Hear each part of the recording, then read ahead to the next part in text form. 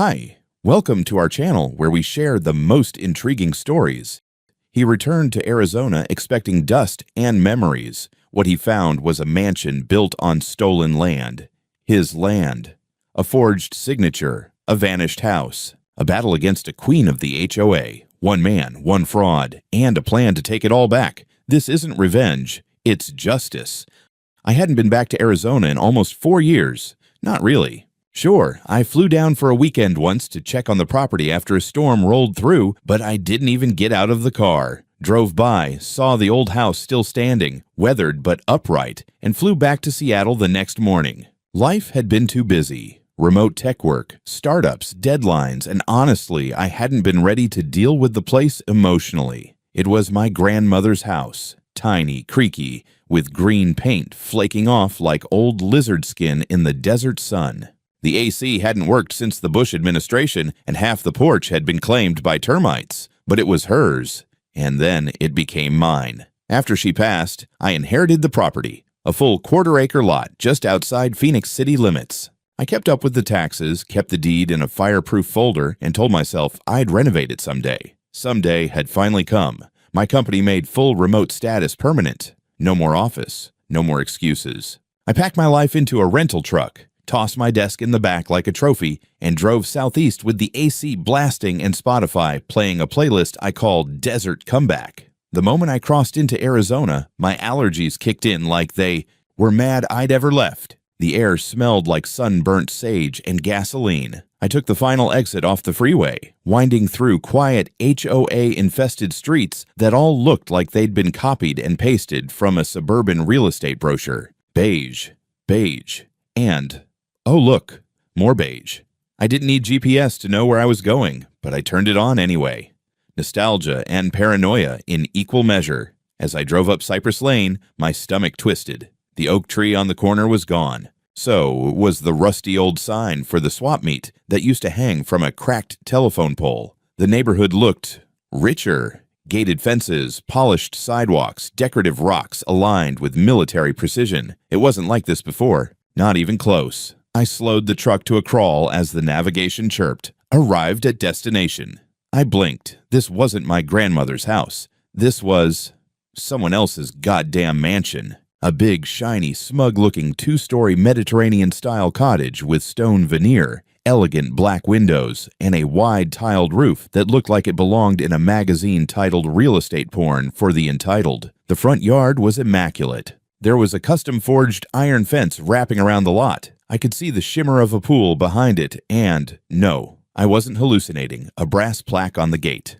Private property, the Dawson family estate. I parked. Hard. Slammed the brake like I was about to chase a coyote off my hood. The street was empty. Silent. No kids on bikes. No dogs barking. Just this imposter house sitting where mine was supposed to be, pretending it belonged there. I checked the GPS again. Same address, same damn numbers. Double-checked the folder on my passenger seat. Deed, tax records, everything registered under my name. This was the place. Or it had been. I stepped out of the truck slowly, like I was approaching a crime scene, which, let's be honest, I probably was. The sun was brutal. My boots crunched over gravel that hadn't been there before. I walked up to the gate, peering through the bars like a tourist in a high-security zoo. I recognized nothing, not a single detail. Even the ground was different. Flattened, landscaped, artificial. The porch swing my grandmother used to sit on while swatting flies and sipping sweet tea was gone. The creaky screen door erased, and replaced by this. Then I heard her. "Can I help you?" Her voice came from the front porch, where she stood holding a glass of something cold, wearing tennis whites and a wide-brimmed hat that probably cost more than my laptop. She had the smile of someone who'd never had to apologize for anything in her life. Her hair was blonde, too perfect. Her whole presence screamed, "I am the HOA." I squared my shoulders. "Yeah, I think there's been a mistake. This is my property." She didn't laugh, not at first. She smirked, like I'd just told her the sky was green and that I'd built this house myself out of discarded optimism. "I'm sorry, young man. I don't know what fantasy you're living in, but this lot was purchased legally 3 years ago at a tax auction. You're trespassing."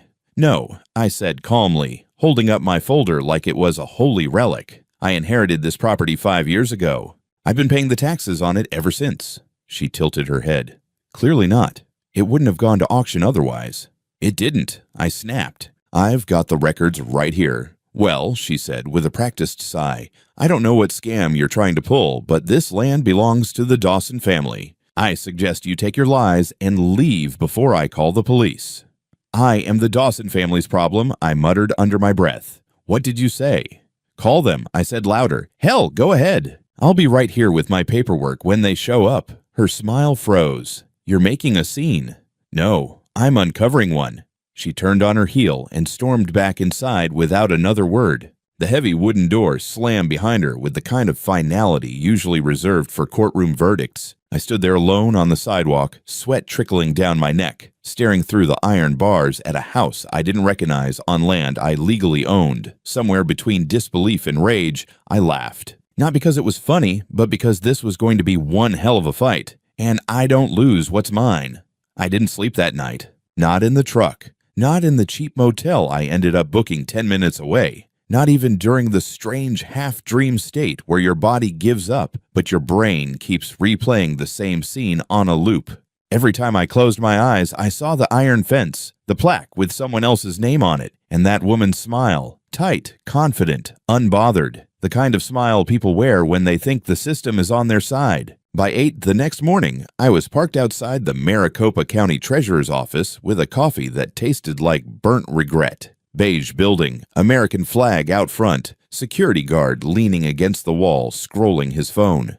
It looked harmless, boring, which somehow made it worse. Places like this don't scream when they take things from you. They just stamp forms and move on. Inside, the air conditioning was aggressive, the kind that makes you question whether Arizona secretly hates humans. I took a number and sat between an elderly man arguing with a pamphlet and a woman loudly explaining to no one that her cousin knew someone in zoning. When my number was finally called, I stepped up to the counter and slid my folder under the glass.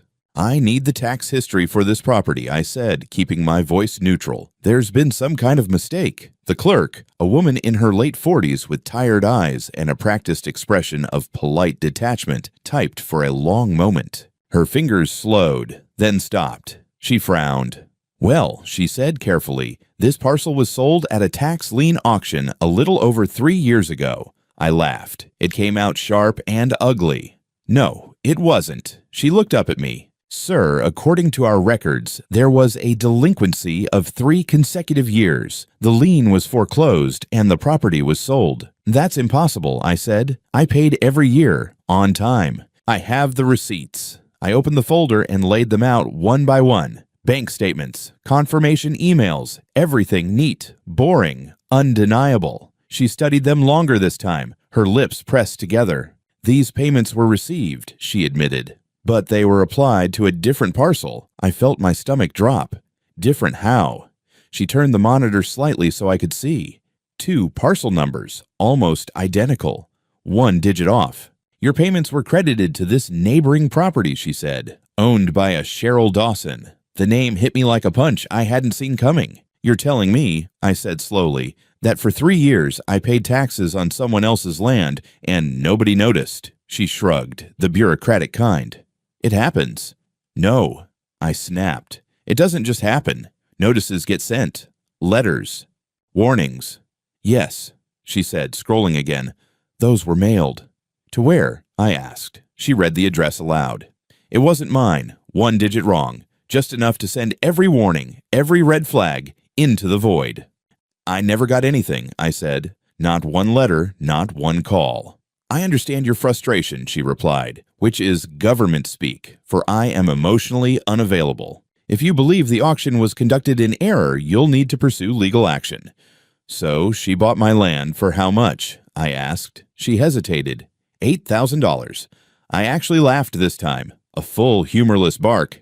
"My grandmother's lot, quarter-acre, clean title, prime location, was worth at least $120,000, even before the housing market lost its mind. $8,000. I left the building in a haze, sunlight punching me square in the face. I sat in my truck and just stared at the steering wheel for a full minute, breathing slow, counting, trying not to do something stupid like drive through an iron fence. I wasn't wrong. I wasn't careless. I wasn't irresponsible. Someone had moved my money. That realization flipped a switch. This wasn't about negligence anymore. This was about intent. I made a few calls from the parking lot. First, my bank. Confirmed payments, timestamps, destinations. Then an attorney referral service. Within an hour, I was sitting across from Martha Eaton in a small office that smelled like black coffee and litigation. She was in her early 50s, sharp-eyed, no nonsense, with the posture of someone who had spent decades dealing with people who thought rules were optional. She flipped through my documents without interrupting, then leaned back in her chair.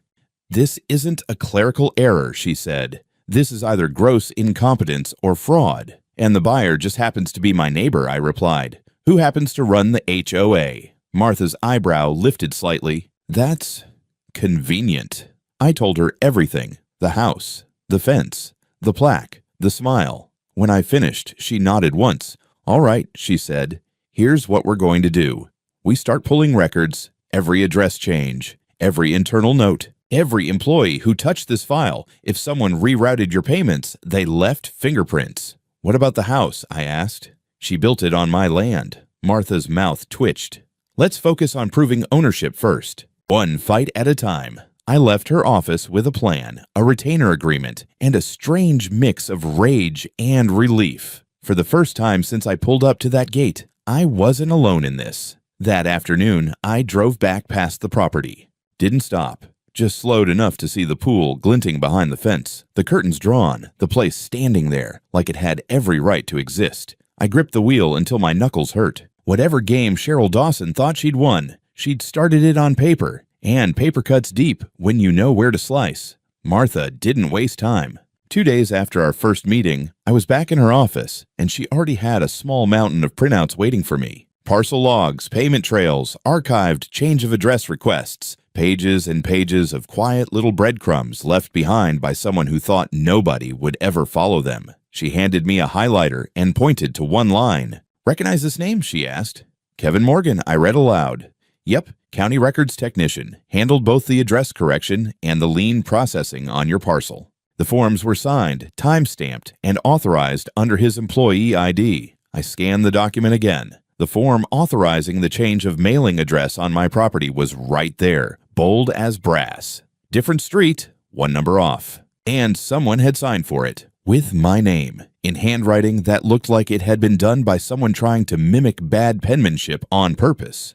"I've never submitted this," I said, heat rising in my face. "I know," Martha replied.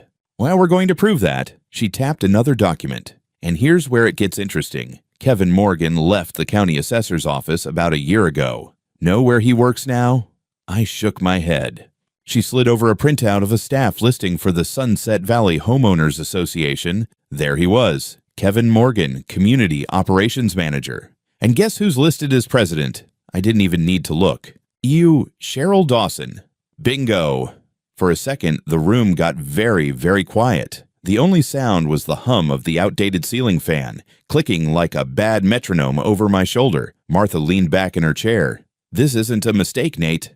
It's a racket. You were targeted. There's something about hearing your paranoia confirmed by a lawyer that makes it feel both better and worse. Better because you're not crazy. Worse because it means someone actually orchestrated this." I spent the next several hours with Martha tracing the timeline. Turns out, right around the time I made my first tax payment after inheriting the property, Kevin Morgan accidentally rerouted the funds. Every year, I paid faithfully. Every year, the payments were logged, not to my parcel, but to Cheryl's adjacent one. "This woman got you to pay her taxes," Martha said, almost impressed. "And then use the delinquency to buy your land for pennies." I stared at the maps, the payment logs, the change of address forms, trying to wrap my head around the sheer level of gall it took to pull something like this off. She didn't just exploit a system glitch, she engineered it. "She must have known I didn't live locally," I said. "I hadn't updated anything since I inherited the place." "Exactly," Martha nodded. "You were out of state, off the radar, the perfect target." My palms itched. "You think Kevin got a cut?" I asked. "Oh, I don't think he did this for free," she said. "But we're not there yet. First, we get the documents formally authenticated. Then we look for patterns, other parcels, other owners. If they've done this once, they've probably done it again." A week later, we got our first break. Martha's paralegal, Jasmine, young, sharp, the kind of person who probably alphabetized her Spotify playlist, found a notarized letter in the county records, supposedly from me, requesting address correction, dated 5 years ago. Only problem: the notary who stamped it had her license revoked 3 years earlier for falsifying identities. Well, shit, I muttered, flipping the paper over. Oh yeah, Martha said with a grim smile. We're officially in criminal territory now. I asked her how strong the case was legally. Pretty damn solid, she said, but they're going to deny everything. Cheryl will play dumb, and Kevin's probably been coached. We need something more than just paper. Later that night, I drove through Sunset Valley again. I kept my car moving, slow and steady, like a delivery van or a lost rideshare driver. I wasn't there to confront anyone. I just needed to see it again, with new eyes. That fake estate, the fence, the pool, the patio lights that looked like something out of a luxury hotel, and the people inside. Cheryl holding court on her perfect porch like a queen surveying a stolen kingdom. Kevin standing by the garage, chatting with another man in a Sunset Valley security polo. I snapped a few pictures from the street. License plates, faces, routine surveillance. Felt like something out of a crime documentary, except I was the guy holding the phone with rage pumping through every vein in my body. The next morning, Cheryl filed a restraining order. My phone buzzed with the alert from the court notice before I even poured my coffee. Apparently, she was now in fear for her safety because I had appeared uninvited near her home with a camera engaging in suspicious activity. I called Martha immediately. She's trying to flip the narrative, she said. Standard tactic. Paint you as unstable to discredit your claims. She's building a wall of bullshit, I said. Then we bring a wrecking ball, Martha replied. Let's get to work. By the end of the week, we had officially filed a preliminary civil complaint challenging the legality of the tax auction, the fraudulent paperwork, and the ownership transfer. It was step one in what Martha promised would be a war of attrition, but Cheryl had just thrown the first punch, and I was starting to wonder how many more she had lined up. The restraining order was just the appetizer. 2 days after I was served, I got a visit from a sheriff's deputy at the motel. He was polite, almost apologetic, but firm. Handed me a paper and told me to stay at least 100 feet away from Cheryl Dawson, her residence, her property line, and, get this, any associated facilities under the HOA. What does that even mean? I asked, scanning the document. Associated facilities? Clubhouse, community pool, dog park, stuff like that, he said. It's boilerplate. I don't even have a dog, I muttered. He gave me a look that said, I just deliver the bullshit. I don't manufacture it. I thanked him anyway. It wasn't his fault I'd walked into a suburban shark pit where fences were sharp and smiles sharper. That afternoon, my phone started buzzing. First, a text from an old high school friend who somehow now lived in the area. Then a LinkedIn message from a former coworker. Then a completely random DM from someone named Tammy who claimed to be a concerned mother in the neighborhood. Each one had the same tone, confused, vaguely accusatory, and just nosy enough to feel off. Hey Nate, just saw some stuff online about you. Everything okay? What's this I'm hearing about you threatening a local woman? Are you really trying to sue a widow for her home? I didn't know what Cheryl was spreading, but she was moving fast and dirty. It didn't take long to find the Facebook group. Sunset Valley Strong. Header image, kids holding flags, a golden retriever in sunglasses, and the HOA logo glowing like the seal of a private republic. Pinned to the top was a post from Cheryl herself, full of passive-aggressive concern, faux gratitude, and weaponized innocence. I hate to bring negativity to this beautiful space, but as many of you know, a man from out of state has been harassing me and challenging the legal ownership of my home. He has made repeated unwanted visits and was seen lurking outside our community with a camera. I trust in the legal process, and I know truth will prevail, but please be alert. He may try to contact others here as well. Beneath that, the comments poured in like bile. Disgusting. These people think they can just take whatever they want. Typical entitled outsider. Bet he's from California. Praying for you, Cheryl. You've done so much for this neighborhood. I almost threw my phone across the room. She was building a wall of perception, cementing the idea that I was a predator, not a victim. And the worst part, it was working. People wanted a villain, and she was handing them one wrapped in legalese and neighborly concern. Martha wasn't surprised. She's preempting your case, she said. If she controls the narrative, it'll be harder to get people to talk, harder to find sympathy. What about the legal side? I asked. Can this mess with the case? She hesitated. Not directly, but perception matters. Judges read news. Juries Google. And Cheryl wasn't done. The next day, I got a knock on the motel room door again. This time, a process server with a civil harassment claim stapled to a thick folder. Allegations of emotional distress, reputational damage, and, my personal favorite, a pattern of threatening behavior. This is theater, Martha said, flipping through the packet. They want to bury you in noise.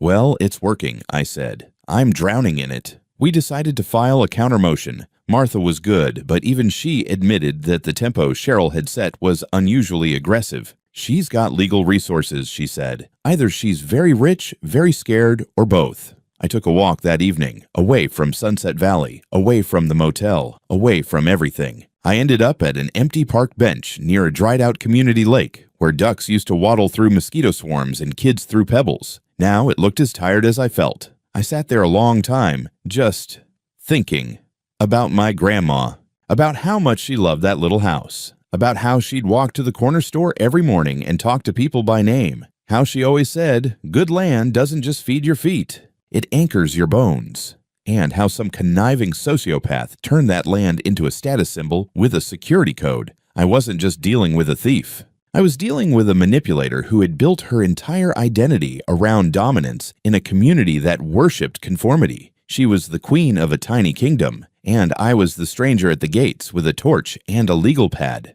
Then the last piece clicked into place. I remembered something odd from Martha's printouts. The tax payments that got misapplied. They didn't just vanish into bureaucracy. They were credited to Cheryl's own parcel. My money had been paying her taxes. That wasn't just opportunistic. That was orchestration. I called Martha right then and there. We need to dig into the payment routing. Like, deep. Already on it, she said. Also, I got a call from a PI we sometimes work with. He says someone else is asking questions about you. Let me guess, I said. A certain HOA president? Close. She hired a private investigator, wants dirt on you. Credit history, employment records, even old landlords. Perfect, I muttered. This is turning into chess with a lunatic. Martha chuckled grimly. Then let's be the better lunatic. By the end of the week, we'd gathered enough circumstantial patterns to begin preparing a more aggressive motion, but we still lacked one key thing: direct evidence, a recording, a witness. Something that pierced the veil of legality Cheryl had wrapped herself in. That night, my phone rang. Blocked number. I hesitated, then answered. Mr. Coleman? The woman's voice was cautious but clear. My name is Rita Morgan. I think I have something you need to hear about my ex-husband. Her voice shook just a little when she said her name. Rita Morgan, ex-wife of Kevin Morgan. The same Kevin who rerouted my tax payments, forged my signature, and somehow landed a soft gig under Cheryl Dawson's HOA umbrella. I didn't speak right away. I'm sorry to bother you, she said quickly, but I heard what's going on. And I think I can help. Why? I asked. Why now? Because I'm tired of protecting people who don't deserve it, she said. And Kevin bragged about what he did. He thought it made him clever. That part I believed immediately. I pictured Kevin as the kind of smug bureaucrat who thought backroom deals and legal loopholes were a form of creative expression, the kind of guy who'd ruin someone's life and then toast himself for his ingenuity. I have proof, Rita added. Phone recordings, messages, even one video. I sat straight up in my motel bed. Where did you get all that? I asked. I recorded him. He never knew. We were already falling apart by then. He'd come home drunk and talk about Cheryl, about how he helped her outsmart the system, said they'd hacked real estate, like it was a game. My jaw clenched. Is he still in contact with her? From what I can tell, yeah. They're more than just colleagues, if you get what I mean. I didn't want to deal with it at the time. I just wanted the divorce finalized. She paused. I should have come forward earlier, but I was scared of retaliation. Kevin still has connections. Cheryl has power in that community. I wasn't ready. But now, seeing your story pop up online, something snapped. You don't deserve what they did to you. I took a slow breath. Where can we meet? We agreed on neutral ground. A diner off Interstate 17, halfway between my motel and whatever anonymity Rita was trying to preserve. She arrived 15 minutes late, looking exhausted but steady. Shoulder-length brown hair, jeans, a simple blouse, and eyes that had clearly seen too much. She didn't order food, just coffee. When she pulled the flash drive out of her purse, she placed it on the table like it was something radioactive. "It's all on there," she said. "I backed it up to 2 places, but this copy's for you." "You sure you want to be part of this?" I asked. "Too late now," she said with a tight smile. "Besides, maybe this helps me sleep better." Back in Martha's office, we plugged it in. The first audio file started with Kevin laughing. "She's not gonna fight it. He's some tech guy from Seattle, probably forgot he even owned the place." Pause. Ice clinks in a glass. His voice again. "Cheryl gave me 15 grand to make it disappear. Little paperwork shuffle, address tweak, slide his payments over to her parcel. Boom. We win the tax auction by default. Clean as a whistle."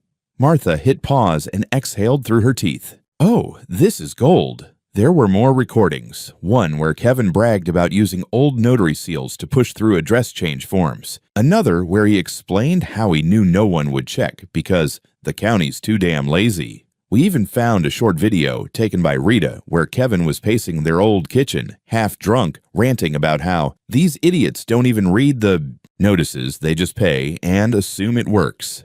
"This is beyond civil fraud," Martha muttered. "This is felony territory." "Federal?" "Oh, absolutely." We arranged a meeting with the Phoenix field office of the FBI. Property fraud involving forged documents, abuse of public office, and mail fraud. That checked enough boxes to land on their radar. Agent Gutierrez met us 2 days later in a quiet government building that smelled like paper and paranoia. He listened, barely interrupting, while Martha laid out the story like a legal kill shot. Then we played the recordings. He didn't blink until Kevin mentioned the $15,000. Then he wrote something down. "Is this the only parcel you're aware of?" he asked. "Far as we know," I said. "But if they pulled this off once, they might have done it to others," Gutierrez finished. "Exactly." He nodded. "Leave everything with us. We'll review. If this checks out, it won't stay a local matter." By the time we walked out, the Arizona sun felt slightly less suffocating. Still, I knew Cheryl wasn't going to sit quietly. If she caught wind that the feds were now in play, she'd either vanish or double down. That night, I parked across from her house again, not to confront, not to violate the restraining order, just to look. Her lights were on. Pool glowing in the backyard, Kevin's car in the driveway. They had no idea a wrecking ball was already in motion. I expected the FBI to take weeks, maybe months. Government wheels tend to turn at the speed of a DMV line. But it turns out when you show up with audio of a guy admitting to forging documents and accepting a bribe for property fraud, things move faster. 3 days later, Agent Gutierrez called. "We're greenlighting a controlled operation," he said, voice crisp. "We want to confirm direct coordination between Dawson and Morgan, ideally with her acknowledging the bribery or admitting knowledge of the fraud." "Sounds dangerous," I said. "She doesn't have to know it's happening," he replied. "That's where the ex-wife comes in." Rita didn't hesitate when we told her the plan. "She's going to lose it," she said, voice calm. "But I don't care. Kevin owes me more than just a broken marriage." Gutierrez explained the setup. Rita would call Kevin and say she'd found the recordings and wanted hush money. Not a threat, not blackmail, just enough pressure to make him panic. The real goal was to catch Kevin relaying that panic to Cheryl. We ran through scenarios. Rita practiced her lines. Gutierrez brought in a small team with equipment that looked straight out of a low-budget spy film. Wires, recorders, surveillance vans. The call went live the next morning. We sat in a van 2 blocks away from Cheryl's estate. I had a headset on, listening in. Rita's voice came through first, calm, calculated. "Kevin, we need to talk." "Jesus, Rita, what now?" "I found those old files, the ones from the kitchen. You remember, don't you?" Silence. Then Kevin again. What files?" "The recordings. You bragging about Cheryl, about the payments, about the tax switcheroo. I backed them up, multiple places." He swore under his breath. "Look, Rita, don't do anything stupid." "I'm not. I just want compensation for everything. You want me to shut up? Pay me 10 grand by Friday." Another pause. Then the magic words. "Shit. I have to talk to Cheryl. She'll know what to do." We didn't even flinch. Gutierrez just made a small checkmark on his notepad. The second call came less than 15 minutes later. Rita had left her line open. Kevin didn't know. He was calling Cheryl on speaker. We heard the whole thing. Rita found the recordings. What recordings? Cheryl snapped. Me, talking about the auction, the payments, us, everything. She went silent. Then, how bad? Pretty bad. A long pause. Then Cheryl said the line that sealed her fate. Pay her. Whatever she wants. If this gets out, we're both screwed. I told you to burn that crap. Gutierrez closed his eyes for a second, like he was savoring the flavor of justice. Then he turned to the agent beside him. We got it. Full admission. Get it transcribed and reviewed by legal. The next 48 hours blurred into prep. Warrant applications, case packaging, coordination with the U.S. Attorney's Office. Turns out Cheryl Dawson was already on a soft watch list. This wasn't her first questionable real estate maneuver. She'd been involved in 2 other tax lien acquisitions that smelled a little funny. No charges stuck. Until now. That evening, I stood outside the gate of her estate again. This time, I wasn't alone. Black SUVs lined the street like storm clouds. One by one, agents approached the property. Quiet, focused, no drama. When Cheryl opened the door in her silk robe, she probably thought someone was delivering wine. Instead, she got a badge and a pair of cuffs. Kevin was picked up at the HOA office. He didn't say a word, just kept looking around like someone would jump out and yell, "Just kidding!" But no one did. From my spot behind the line, I watched as neighbors started to gather. Phones out, whispers. Some pretended not to notice. Others openly filmed, the perfect HOA queen being walked out in handcuffs in front of her empire. I didn't feel victorious. I felt vindicated, like the ground was real under my feet again. Later, Agent Gutierrez handed me a copy of the transcript. Not for evidence, just for me. You held your ground, he said. That matters. I nodded, still processing. What happens now? He gave me a knowing look. Now, we take it to court. Court feels nothing like TV. No dramatic music. No sudden gasps from the gallery. Just stiff suits, flickering fluorescents, and a judge who looks like he's allergic to adjectives. Still, when Cheryl Dawson stepped into that courtroom in a beige prison-issue jumpsuit, her hair tied back, no makeup, no sunglasses, the silence carried its own kind of drama. She didn't look at me. Not once. Kevin sat 2 rows behind her, visibly sweating, tapping his foot like he was waiting for a bomb to go off under his seat. He looked smaller without his HOA clipboard and smug confidence. Like a man finally realizing the machine he helped build was grinding him down now. The prosecution was led by a no-nonsense assistant U.S. attorney named Claire Fields. She opened with the facts: fraudulent real estate acquisition, forged documents, misuse of public authority, and interstate mail fraud. But the real damage came from the evidence: Rita's recordings, Kevin's drunken monologues, Cheryl's "pay her whatever she wants" line, the forged notary stamp from a woman whose license had expired years ago. All of it came out, and each time it did, Cheryl shrank a little deeper into her chair. Then came the kicker: Cheryl's other schemes. Turns out she hadn't just done this to me. The FBI found 2 more properties acquired the same way, both originally owned by elderly residents who'd passed away without immediate heirs. Cheryl had timed the notices to expire during probate delays. One of the families had assumed the property was still pending inheritance when Cheryl swooped in and bought it for $12,000. Martha whispered beside me. She wasn't just lucky. She was running a system. Then came the HOA fund records. Subpoenaed bank statements showed that Cheryl had misallocated over $180,000 of HOA reserve funds, funneling them through bogus maintenance contracts to companies owned by, you guessed it, her ex-husband, who conveniently operated under an LLC that didn't even have a website. I watched the jury's expressions go from skeptical to outraged. Martha didn't even need to speak much. The case was ironclad. All we had to do was sit there and let Cheryl's world unravel one transaction at a time. Kevin tried to make a deal. He flipped mid-trial, agreed to testify in exchange for a reduced sentence. His testimony was the final nail. He admitted to orchestrating the address switch, rerouting my tax payments to Cheryl's parcel, and pocketing $15,000 in consulting fees. When asked by the judge why he did it, Kevin shrugged and muttered, "It was easy." I could see jurors shifting uncomfortably. They weren't just hearing about fraud, they were hearing how little it took to break the system. After closing arguments, the jury only needed 5 hours.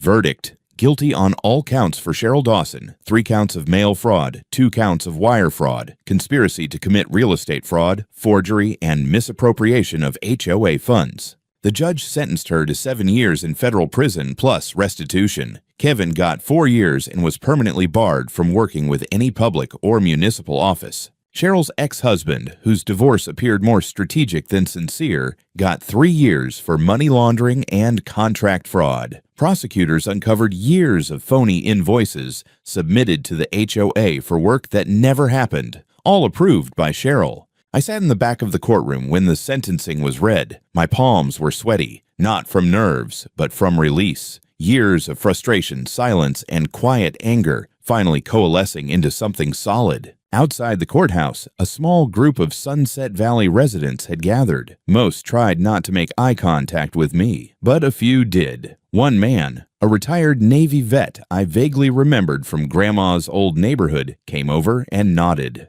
"We believed her," he said quietly. "I'm sorry about that." I just nodded back. Sunset Valley's pristine facade had cracked. People were suddenly realizing how much of their community had been built on silent compliance and blind trust. The next week, the civil court finally ruled on the property issue. The judge declared the original tax lien null and void due to criminal fraud. The auction was invalidated, and legal title to the land reverted to me. Cheryl's purchase was officially erased from the records. But the real punchline? Arizona property law states that improvements made on fraudulently obtained land become the legal possession of the rightful owner. Me again. That meant the 2-story Mediterranean-style home Cheryl built? Mine. The custom in-ground pool? Mine. The designer landscaping, the fence, even the fancy gate plaque with the Dawson family on it?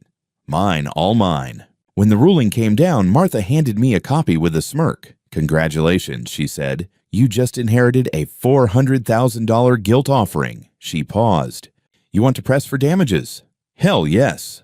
We filed for civil compensation, emotional distress, legal fees, and property value disruption. The judge awarded $85,000 in damages. And just like that, Cheryl's empire, built on arrogance, fake smiles, and forged documents, was mine. I stood in front of the iron gate with a pair of bolt cutters in my hands. The same gate that once had a shiny plaque reading "The Dawson family" now bore nothing but screw holes and sun-faded metal. I took one last look at it. This ornamental barrier that had once been a symbol of someone else's power on my land, then snapped the lock like it was nothing. It clicked open with a finality I didn't know I needed. The driveway was smooth, freshly sealed. The landscaping had somehow survived the legal hurricane. Tall palm trees, gravel paths, carefully positioned boulders that screamed affluent suburban design by overpriced consultants. I walked up slowly, alone, key in hand. The house wasn't just mine now. It was rightfully mine.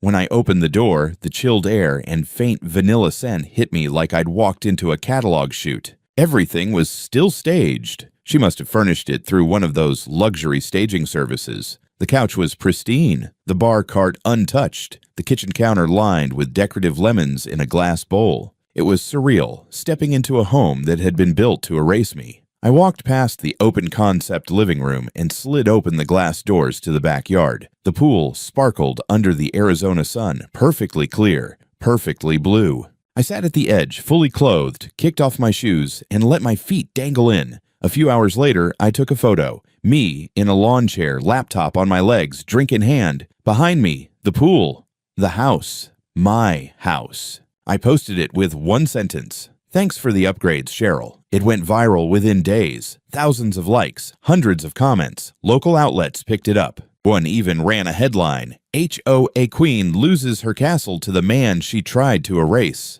Sunset Valley had changed. Slowly, but noticeably.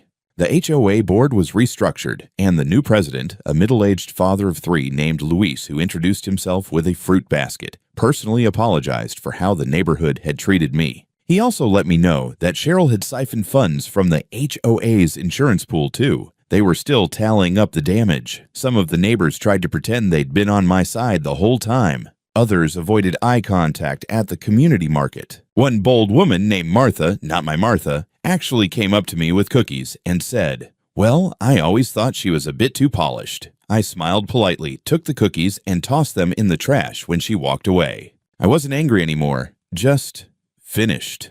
Kevin pled guilty and took his sentence without appealing. Last I heard, he was in a minimum security facility somewhere in Nevada, likely trying to convince someone he used to be important. As for Cheryl, she filed an appeal. It was denied. From prison, she attempted to sue me for unjust enrichment, claiming I owed her compensation for the house she built. The judge didn't even blink before dismissing it. You cannot profit from improvements made on land you obtained through criminal conduct, the ruling read. This is not enrichment. This is restoration. I printed that quote and framed it above the fireplace. Sometimes when I work from home now, I sit on the patio with my laptop and look out at the backyard she once guarded like a fortress. It's quiet, peaceful, the kind of peace that doesn't come from silence, but from resolution. I don't know what'll happen 5 years from now. Maybe I'll sell. Maybe I'll stay and build a new chapter here. But one thing's for sure, this land is mine, legally, emotionally,